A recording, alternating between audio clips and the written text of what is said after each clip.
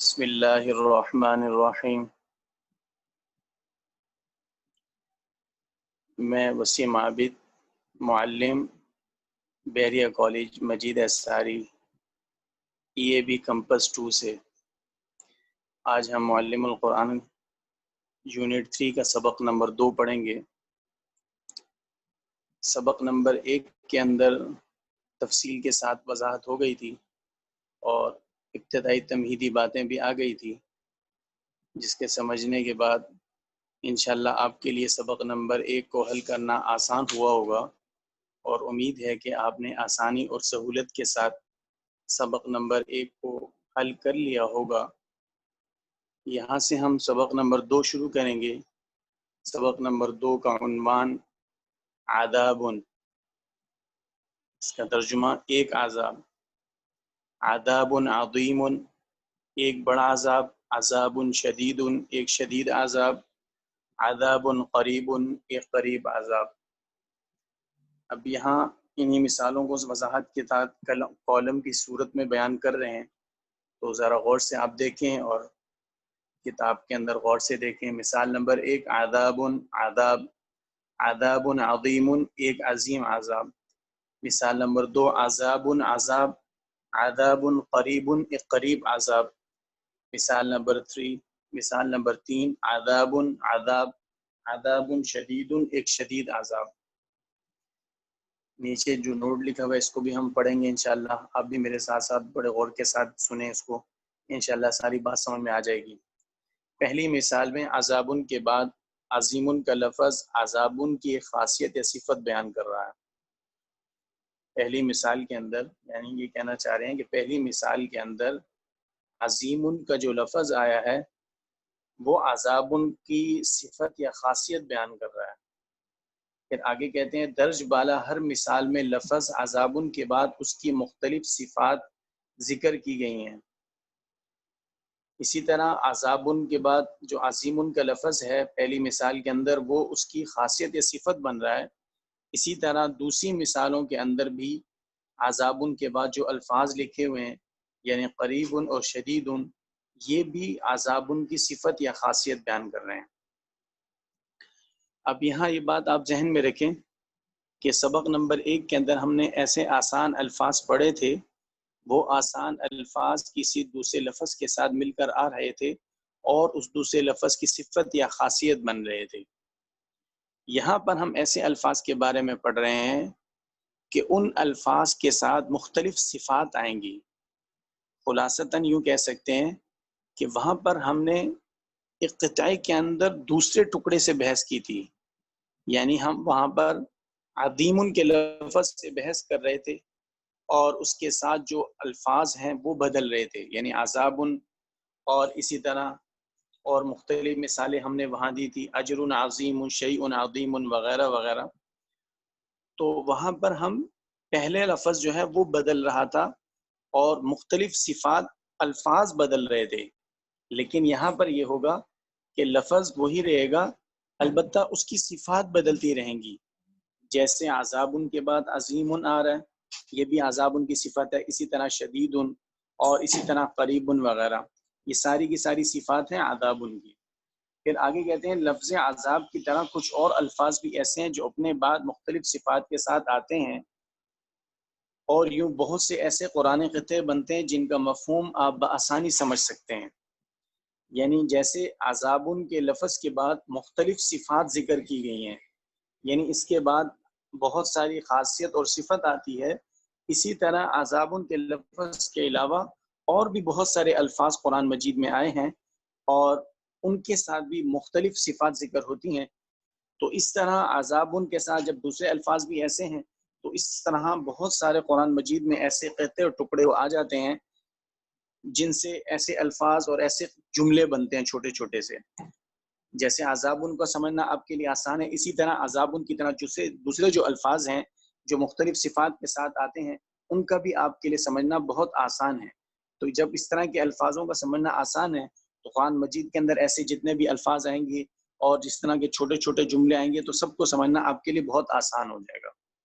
پھر آگے کہتے ہیں یہاں یہ بات جانتے چلیں کہ اگر کسی لفظ پر دو پیش ہو یا دو زبر ہو یا دو زیر ہو یا شروع میں الف لام یعنی ال ہو تو اس کی خاصیت بھی اسی طرح ہوگی اور اس کا عموماً معنی پر کوئی اثر نہیں ہوتا. یعنی یہ وہ پرانی والی بات کہہ رہے ہیں جو سبق نمبر 1 میں بھی آئی تھی کہ دو زبر دو زیر دو پیش کے بدلنے سے معنی میں تبدیلی نہیں آتی. جیسے کہ وہاں بھی میں نے آپ کو سمجھایا تھا کہ عذاب عظیم کا جو ترجمہ ہے وہی ترجمہ عذاب عظیمن کا ہی ہوگا، اور اسی طرح عذاب عظیم کا ترجمہ دو زیر کی صورت میں بھی وہی رہے گا. ایسا نہیں کہ عذاب عظیم کی صورت میں کوئی اور ترجمہ ہو جائے اور عذاب عظیم کی صورت میں کوئی اور ترجمہ ہو جائے، ایسا نہیں ہوگا. اور اسی طرح ایک اور بات یہاں وضاحت کے طور پر کہہ رہے ہیں الف لام کے لگنے سے. الف لام کے لگنے سے یعنی ال کے شروع میں لگنے سے بھی اس لفظ کی خاصیت اور صفت میں کوئی فرق نہیں پڑے گا.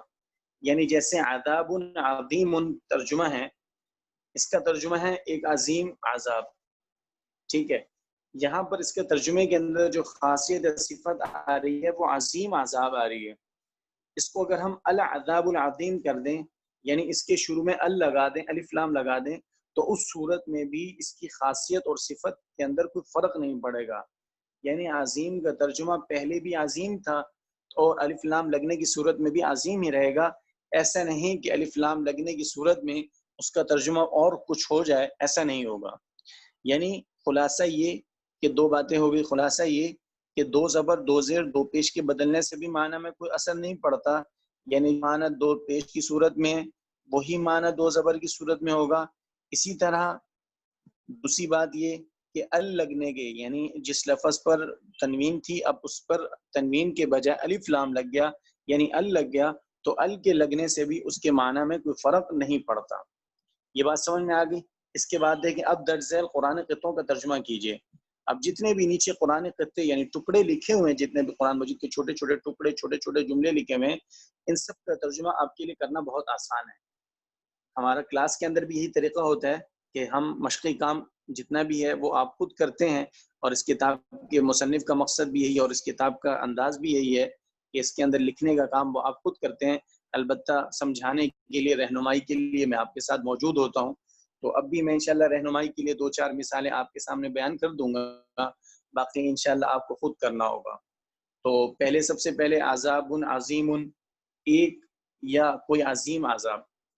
اسی طرح دوسری مثال دے دیں عذاب علیم، ایک دردناک عذاب.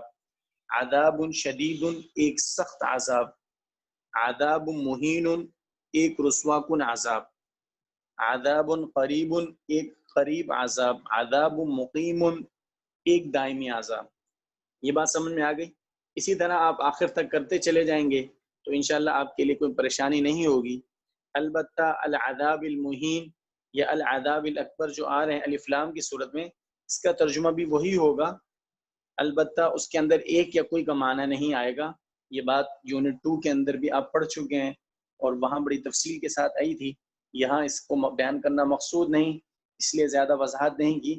العذاب المہین کا ترجمہ ہوگا رسوا کن عذاب. اوپر آیا عذاب مہین، ایک رسوا کن عذاب، لیکن نیچے آپ ترجمہ کریں گے العذاب المہین کا صرف رسوا کن عذاب، یعنی آپ ترجمہ کریں گے رسوا کن عذاب. العذاب الاکبر کا ترجمہ بھی آپ کریں گے بڑا عذاب، بڑا عذاب. اسی طرح کتابن کا اردو میں مطلب بھی کتاب ہے. کتابن کا لفظ بھی قرآن کریم میں درج ذیل خاصیتوں کے ساتھ مذکور ہوا ہے. تو شروع ہی سبق کے اندر ہم نے بتا دیا تھا کہ عذابن کے لفظ کے علاوہ اور بھی بہت سارے الفاظ ایسے ہیں جو دوسرے لفظ کے ساتھ مل کر آتے ہیں اور بہت سارے ان کی صفات آتی ہیں. تو اسی طرح جیسے عذاب کا لفظ اس طرح کتابن کا لفظ بھی ہے، اس کی بھی مختلف صفات قرآن مجید میں آئی ہیں. تو اس کی بھی چند ایک مثالیں یہاں دی ہیں. جیسے پہلی مثال انہوں نے خود ہی بیان کر دی، الکتاب الحکیم، حکمت والی کتاب. الکتاب المنیر، ایک روشن کتاب. الکتاب المبین، واضح کتاب. اسی طرح آپ آ جائیں صفحہ نمبر 81 کے اوپر. تو صفحہ نمبر 81 کے اوپر آپ دیکھیں تو یہاں لکھا ہوا ہے رسول کا اردو میں مطلب رسول یا فرشتہ ہے. رسول کا لفظ قرآن کریم میں ان خاصیتوں کے ساتھ مذکور ہوا ہے. یہاں بھی وہی وضاحت ہوگی کہ بھئی جیسے عذابن کا لفظ ہے، اس کی مختلف صفات آتی ہیں، تو عذابن کے علاوہ اور بھی بہت سارے الفاظ ایسے ہیں جن کی مختلف صفات آتی ہیں. انہی میں سے ایک لفظ رسول بھی ہے جس کی مختلف صفات آتی ہیں. تو یہاں پر اس کی جو مختلف صفاتوں میں سے چند ایک مثالیں یہاں دی ہیں. رسول مبین، ایک یا کوئی ایک واضح رسول، رسول امین ایک امانت دار رسول، ٹھیک ہے، رسول کریم ایک معزز رسول، رسول مصدق ایک تصدیق کرنے والا رسول۔